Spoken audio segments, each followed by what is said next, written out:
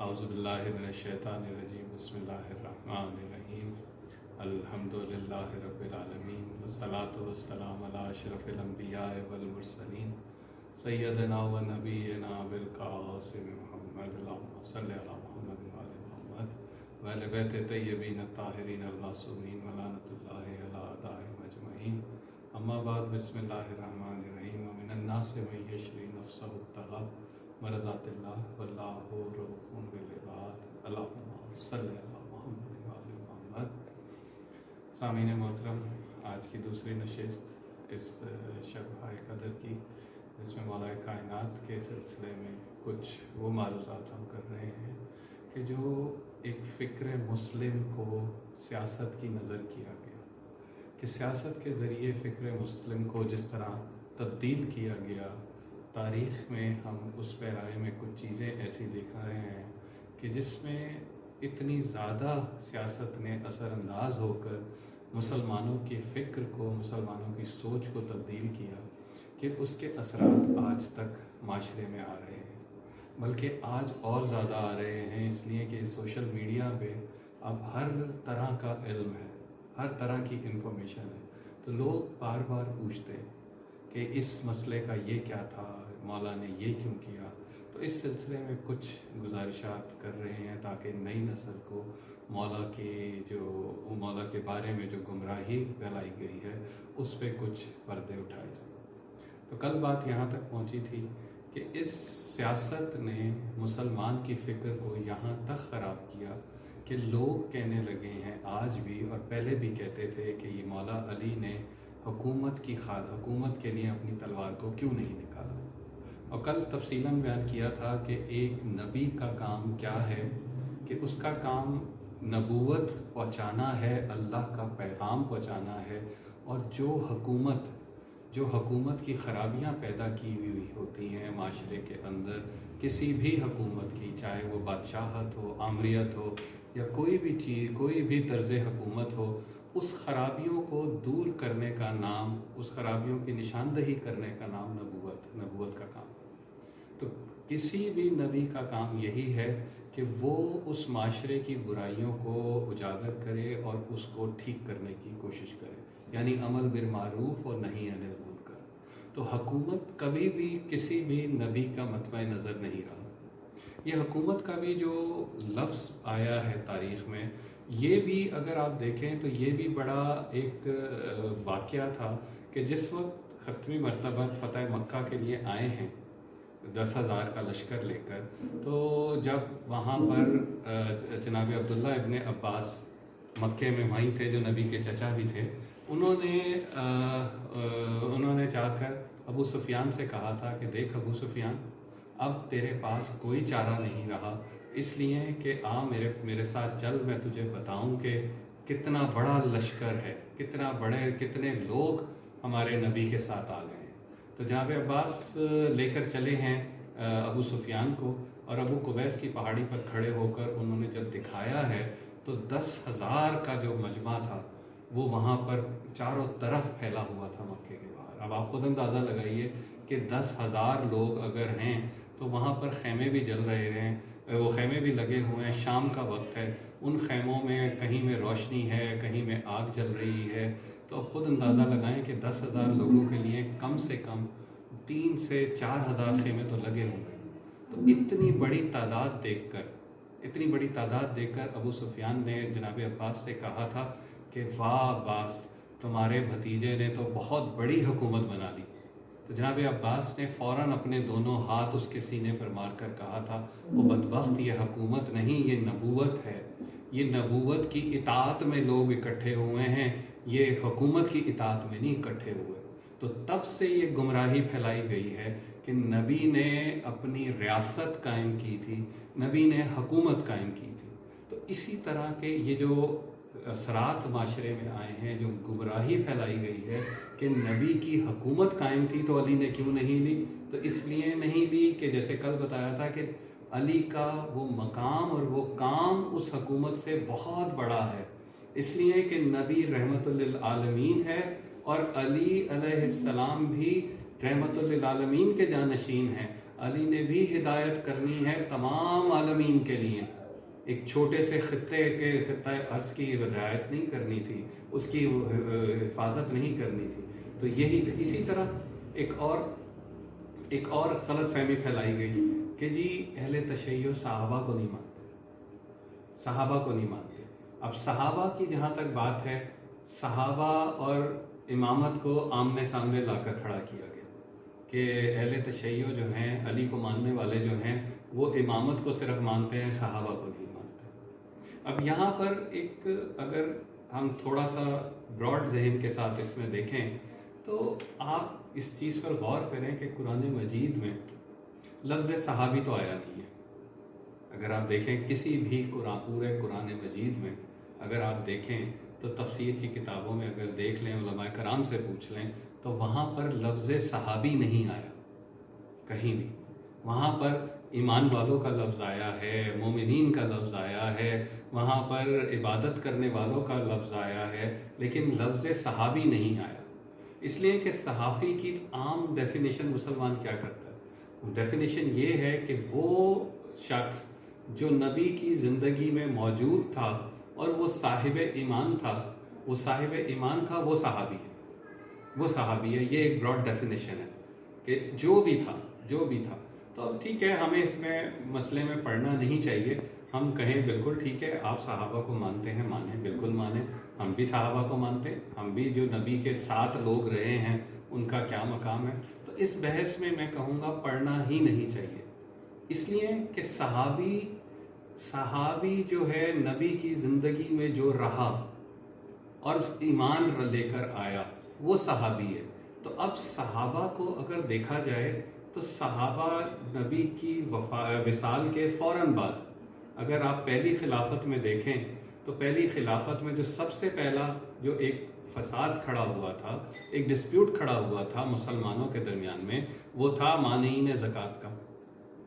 مانعین زکوٰۃ مطلب کچھ ایک گروہ نے حکومت کو زکوٰۃ دینے سے منع کر دیا تھا۔ اب وہ مانعین زکوٰۃ جو لینے والے تھے، جو حکومت تھی، وہ بھی صحابی، اور جو مانعین زکوٰۃ ہیں، جو حکومت کو زکوٰۃ نہیں دے رہے، وہ بھی صحابی۔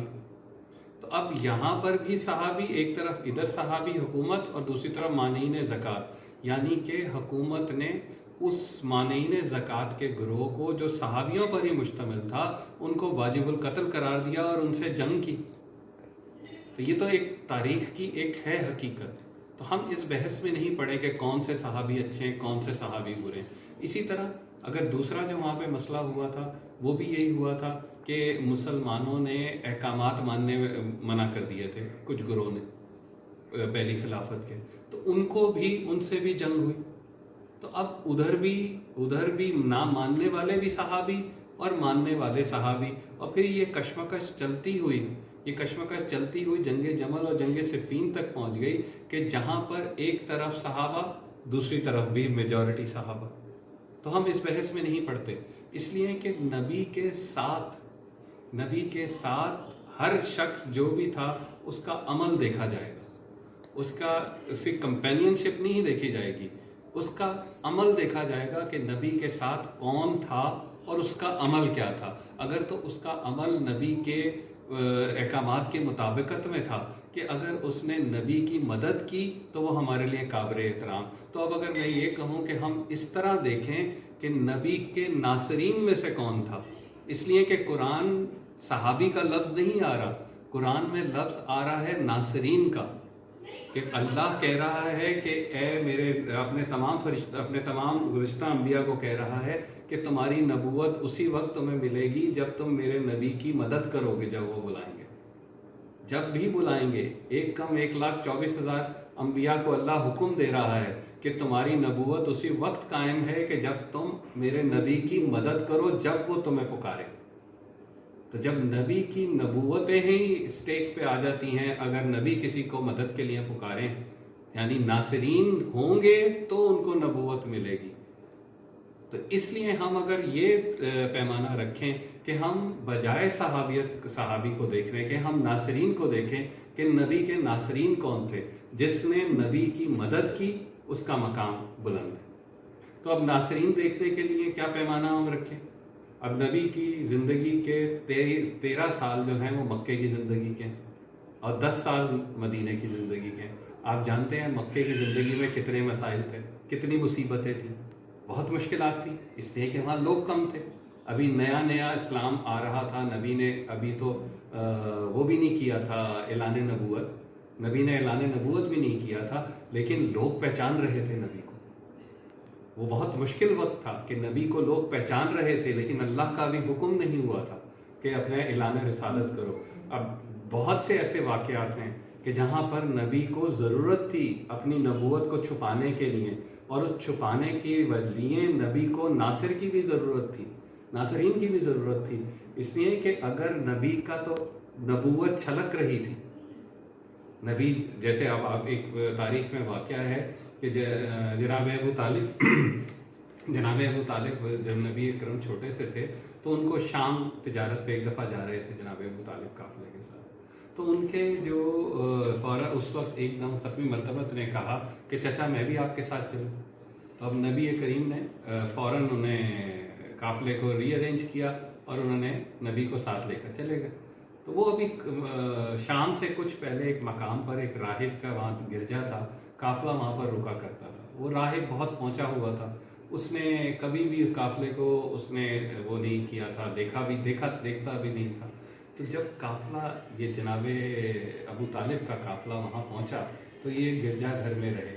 اب نہ جانے اس راہب نے کیا منظر دیکھا, فضا کا کیا منظر دیکھا کہ وہ فوراً جناب ابو طالب کے پاس آیا اور اس نے کہا کہ آج کا کھانا تم میرے ساتھ کھاؤ گے, تمہارا پورا قافلہ میرے ساتھ کھائے گا. اب جناب ابو طالب سمجھ رہے تھے کہ یہ کیوں دیکھ رہا ہے, اس لیے کہ اس نے فضا میں شاید یہ دیکھا ہو کہ جیسے جہاں سے حضور کا قافلہ جا رہا ہے ایک سایہ بادل کیے ہوئے ہے یا درخت جھک کے سلام کر رہے ہیں. خیر جناب ابو طالب نے اس کی دعوت قبول کی اور تمام قافلے کو کہا چلو, لیکن ختمی مرتبت کو وہ وہیں چھوڑ گئے کہ بیٹا آپ ہمارے سامان کی حفاظت کریں.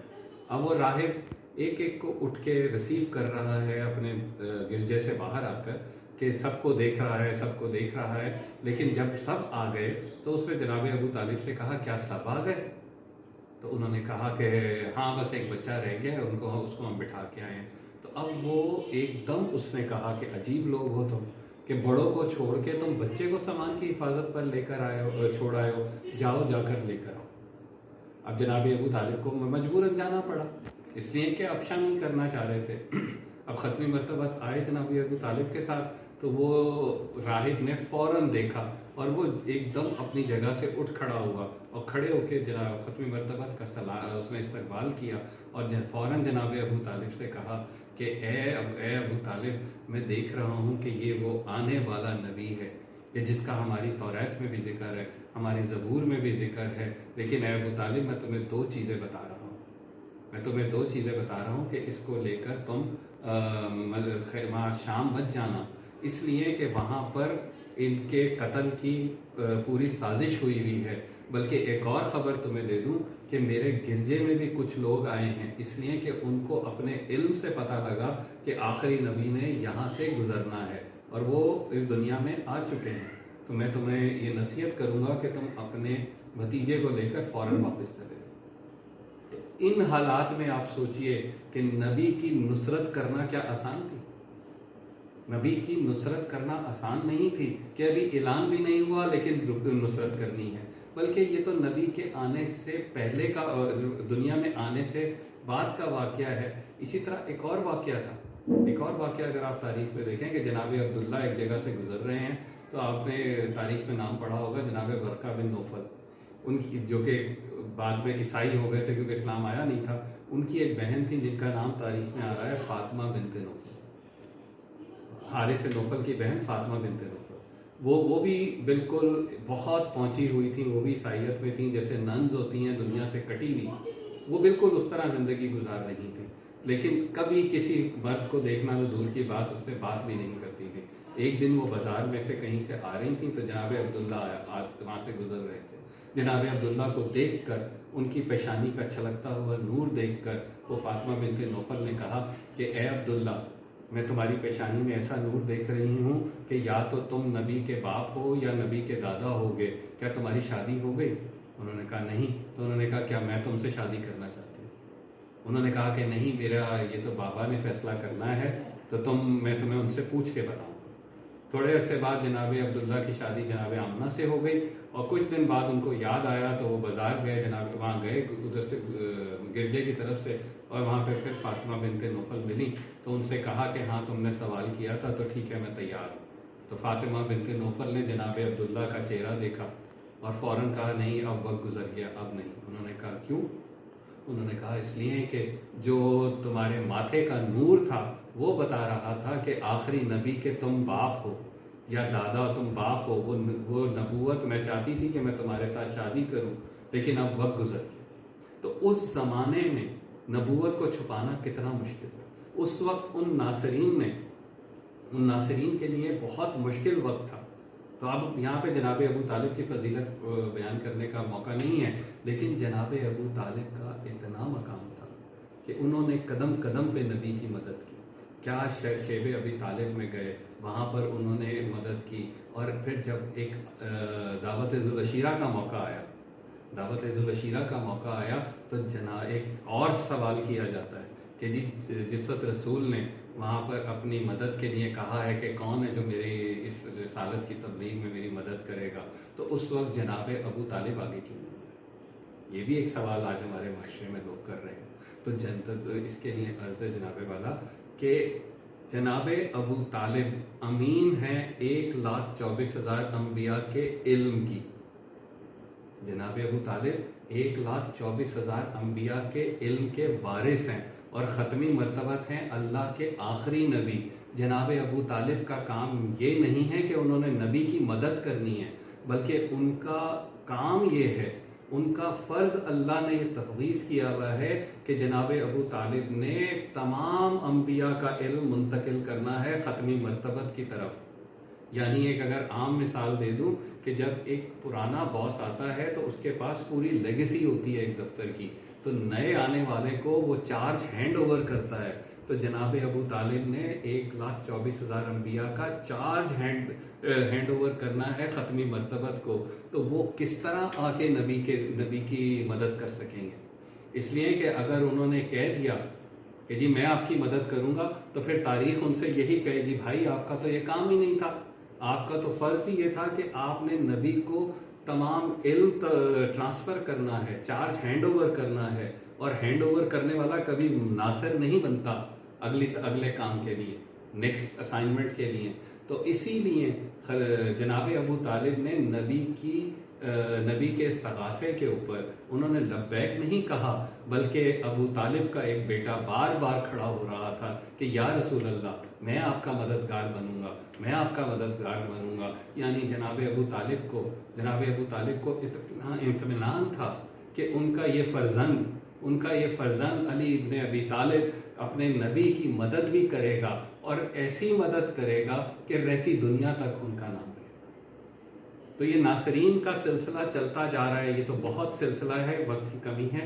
تو یہاں پر جناب ابو طالب اطمینان سے ہو گئے کہ اب میرا بیٹا میرے بھتیجے کی نبوت کا ناصر ہے، وہ ان کا ناصر بنے، ناصرین میں سے شمار ہوگا۔ اور کیا کہنے مولا کائنات کے کیا کہنے کہ بچپن سے لے کر جوانی تک، جوانی سے لے کر بڑھاپے تک، اور تا قیامت علی اور اولاد علی نبی کی نصرت کر رہے ہیں، اور صحیح معنوں میں نصرت کر رہے ہیں، اس لیے کہ اللہ کا حکم ہی نبی کی نصرت کا ہے۔ تو یہ مقام ہے جناب ابو طالب کی اولاد کا کہ وہ ناصرین ختمی مرتبت ہیں، کہ علی نے بچپن میں نبی کو پتھروں کھانے سے بچایا، بچوں سے لڑائی لڑ کے نبی کو بچایا، اور جس وقت ہجرت کا موقع آیا، بہت لمبی تفصیل ہے نصرت کی، اگر میں واقعات میں جاؤں تو بہت وقت لگ جائیں گے، لیکن کچھ ایسے مقامات ہیں کہ جہاں پر وہ نصرت کا حق ادا کیا ہے مولا کائنات نے کہ جو کائنات میں دیکھنے کو نہیں ہوتا، کہ جب ہجرت کا موقع آیا ہے تو نبی جب جانے لگے ہیں تو علی نے نبی کا بھیس بدل کر موت کے بستر کے اوپر لیٹ گئے، موت کے بستر کے اوپر بھیس بدل کے لیٹے ہیں. آج تک تو آپ نے سنا ہوگا نا کہ لوگ جان بچانے کے لیے بھیس بدلتے ہیں.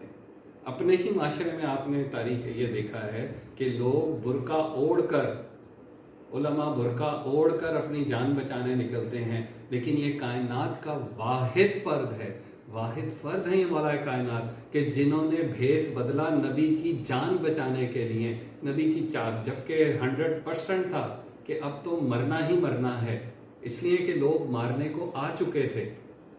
اگر آپ عام فہم میں دیکھیں تو لوگ مارنے کے لیے آ چکے تھے، اور نبی کی جگہ لیٹنے کا مطلب ہے موت. لیکن علی نے وہ بھیس بدلا، وہ نصرت کی کہ نبی کی جان بچ جائے. تو اس پائے کی نصرت کی مولا کائنات نے. پھر مدینے میں کون سی جنگ ہے، بدر ہو، خیبر ہو، خندق ہو، احد ہو، ہر جگہ علی نے مولا کی نصرت کی، ہر جگہ مولا کی نصرت کی. یہاں تک کہ جب آخری وقت آیا نبی کا، تب بھی مولا کائنات نے نبی کی نصرت کی. اور وہ ایسی نصرت کی کہ مولا کے ختمی مرتبت کے جانے کے بعد جناب سیدہ کی نصرت کی، اور اس کے بعد سے لے کر علی اپنے بچوں کی قربانیاں دیتے رہے نصرت میں. اور پھر عزاداران امام وہ وقت آیا، کوفے میں وہ وقت آیا کہ جس وقت جناب جبرائیل نے کوفے میں آواز دی ہے کہ مولا کائنات کو قتل کر دیا. اس عظیم سپہ سالار کے سر پہ تلوار لگ گئی، اور اس نے وہ جملہ کہا کہ جو کائنات میں آخر تک لکھا رہے گا. کوئی اور شخصیت وہ جملہ کہہ ہی نہیں سکتی، اس لیے کہ وہ ناصر عظیم ہے کہ جس نے نبی کی نصرت دی. جس وقت مولا کائنات کے سر پہ ضربت لگی، میں کہوں گا کہ مولا کائنات نے ایک لمحے کے لیے پورے واقعات گزرے ہوں گے کہ کس طرح انہوں نے نبی کی نصرت کی.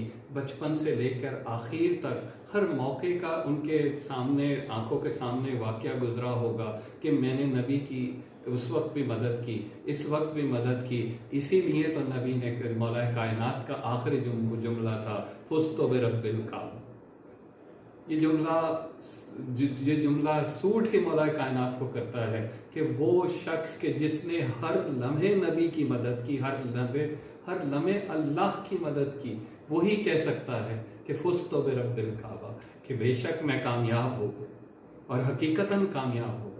بس عزاداران امام، یہ جو آج کا دن گزرا ہے، سارا دن مولا کائنات کو ان کی نماز پڑھنے کی جگہ پر لٹایا گیا تھا، اور وہ حجرہ ان کے گھر سے تھوڑا سا باہر تھا، گھر کی طرف فرنٹ والی سائڈ پر تھا کہ جہاں مولا کائنات نماز پڑھتے تھے. ان کو اس جگہ لٹایا گیا تھا. لوگ آ رہے تھے، مل رہے تھے، اپنی وصیتیں مولا کر رہے تھے. پھر ایک موقع آیا کہ تمام اہل خانہ وہاں پر جمع ہوئے. آئے، حضرت امام حسن بیٹھے ہوئے تھے، ان کے آنسو نکل رہے تھے. مولا کائنات پہ غشی کا ذرا عالم آیا تو امام حسن کے آنسو گر کے میرے مولا کے گالوں پر پڑے. تو مولا کی ایک دم آنکھ کھلی. انہوں نے کہا بیٹا حسن یہ کیا، تم خاندان کے بڑے ہو، تم کیوں رو رہے ہو؟ بیٹا تم اگر رو پڑے تو بہنوں کو اور بھائیوں کو کون سنبھالے؟ اپنے کو سنبھالو. اسی اسنا میں امام حسن علیہ السلام آئے. امام حسن پاس آ کر کھڑے ہوئے، وہ بھی گریہ کر رہے تھے. تو مولا کائنات نے کہا بیٹا حسین کیوں گریہ کرتے ہو؟ ابھی تو نے وہ صبر کے منازل دیکھنے ہیں، ابھی سے تو کیوں کر رہا ہے بیٹا گریہ؟ اپنے آپ کو سنبھالو. بہنیں روئیں، بہنوں کے سامنے مت رو.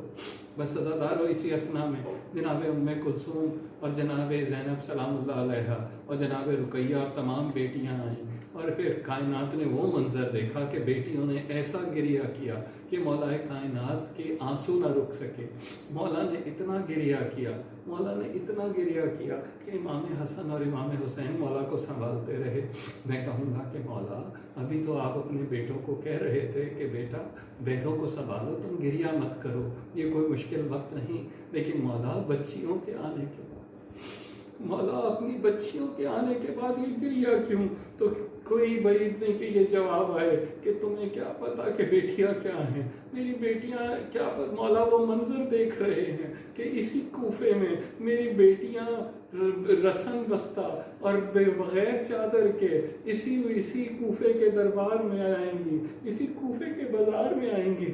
بس عزادارو، ایک ایسا منظر آیا کہ مولا کائنات نے کہا کہ وہ میرا ہم مثل کو لے کر آؤ، میرے ہم مثل کو لے کر آؤ۔ معرفت علی کو سمجھنے والی ایک بیوی اندر گئی اور جا کر ایک 2.5 سالہ بچے کو لے کر آئی۔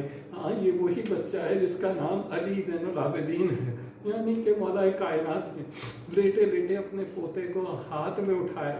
اب سب سمجھ رہے تھے کہ مولا کائنات جناب امام زین العابدین کو پیار کریں گے۔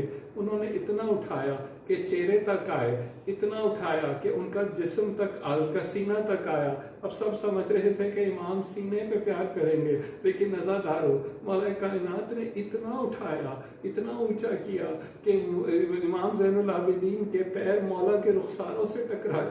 مولا نے پنڈلیوں کو بوسہ دیا، ان کے پیروں کو بوسہ دیا۔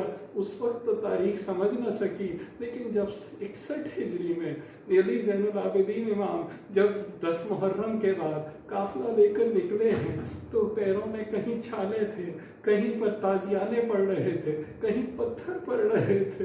میرے مولا نے وہ وقت سوچ کر اپنے پوتے کو پیار کیا۔ مولا لعنت اللہ علیہ العالمین و سیعلم الذین ان کرے بہت